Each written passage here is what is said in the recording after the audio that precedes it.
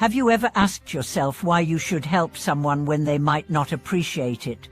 Have you ever wondered whether giving without expecting anything in return is foolish or the highest expression of wisdom?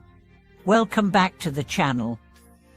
I'm truly grateful that you've returned for another deep exploration into the human spirit. Today, we are uncovering a question that quietly sits beneath much of our modern life. Why should we care for others when the world so often seems selfish? The two truths we'll explore in this episode are these. First, that selfless service when given without attachment is not weakness but the clearest sign of inner freedom. And second, that by helping others without conditions, we liberate not only them, but ourselves from the prison of self-obsession. In a world that constantly rewards ambition, acquisition, and personal gain, the idea of serving others without expecting anything in return sounds radical. We are trained from childhood to ask, "What's in it for me?" We calculate benefits, measure outcomes, protect our time and energy like scarce resources. And yet, the greatest spiritual masters across centuries and cultures have all taught the opposite. Give. Not just when it's convenient, not just when you'll be recognized. Give even when it hurts. Give especially when it makes no sense to your ego. Let's take a moment to consider what it means to give selflessly, not from superiority, not from guilt, but from genuine compassion. To look at another being not as an obstacle or an obligation, but as a mirror of your own heart. When you do that, something subtle begins to shift. The tight grip around your own problems loosens, your world expands, and with it, your suffering begins to dissolve.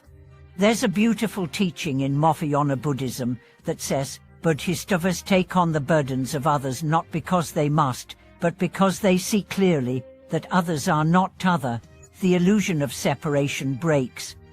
Helping others is simply helping oneself at a deeper level.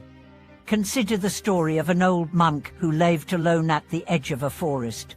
Every day, he walked 5 miles to collect fresh water for a sick woman in the nearby village. Someone once asked him, "Why don't you just stay at the monastery? You owe them nothing."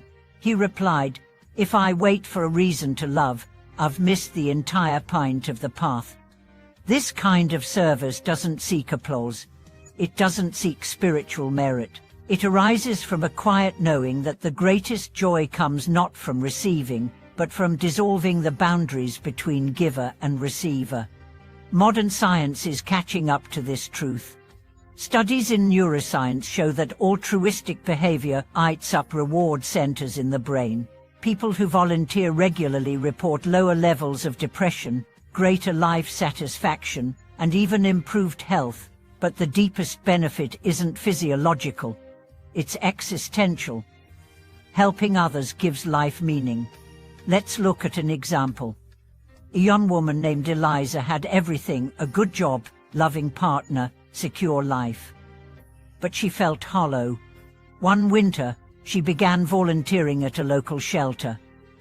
At first, it felt awkward. She didn't know what to say or do, but over time, she began to connect with the residents, not as a volunteer, but as a fellow human being. One day, a homeless man said, "You don't treat us like projects. You treat us like people." Eliza wept. Something inside her cracked open. She said later, "I thought I came to serve, but I was the one being healed." That's the hidden truth of giving. We think we are offering something, but in reality, we are receiving the gift of connection, humility, and awakening. But here's the catch: it only works when we release expectation. If you give in order to feel good, you're still centered on the self. If you give to earn spiritual points or approval, you're still caught in the transactional mindset. True giving has no agenda. It's like a flower offering fragrance, expecting nothing in return. Let's not pretend it's always easy. The ego resists. It says, "What if I'm taken advantage of? What if they don't change? What if they don't say thank you?" And those fears are real, but ask yourself, do you serve to change others or to become free yourself. One of the most powerful lessons I ever received was from a street sweeper in India. He was whistling as he worked, smiling at everyone who passed. Asked him why he was so happy doing a job others looked down upon. He said, "My broom cleaneth the world." Why wouldn't I smile? That joy didn't come from status. It came from purpose, from offering something to the world, however small, with love. In the West, we often tie self-worth to productivity, to how much we earn, how many goals we hit, how many people we impress, but in the stillness of the soul, none of that matters. What matters is how deeply we care, how sincerely we show up for others, not because we must, but because we can. Another story. A man named Jacob was caring for his aging father.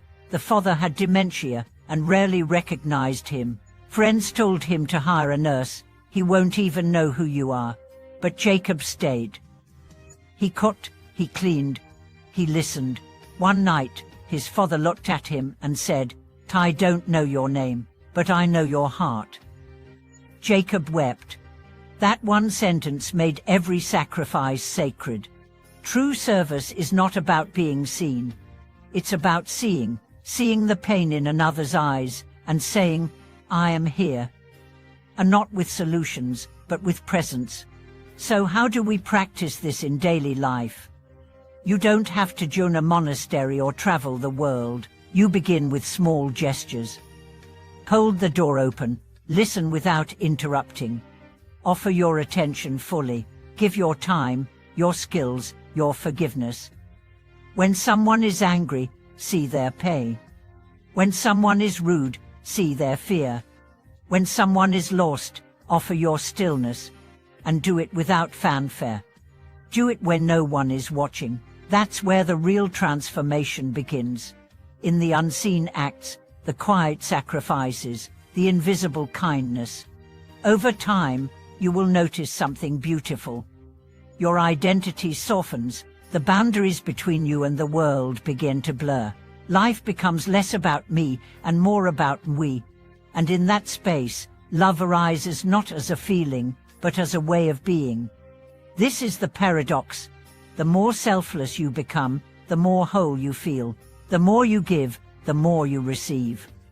The more you serve others, the freer you become from the weight of your own suffering. So why should we benefit others without asking anything in return? Because it's the only path that leads us out of the prison of self. Because it's the doorway to a joy that no possession, no title, no success can offer.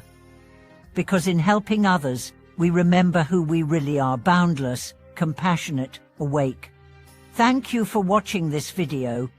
If today's message moved you or reminded you of someone you've served or someone who served you, I'd love to hear your story in the comments. Please like, subscribe, and share this with someone who has a giving heart or could use a reminder of their own. Until next time, stay kind, stay open, and remember, we rise by lifting others.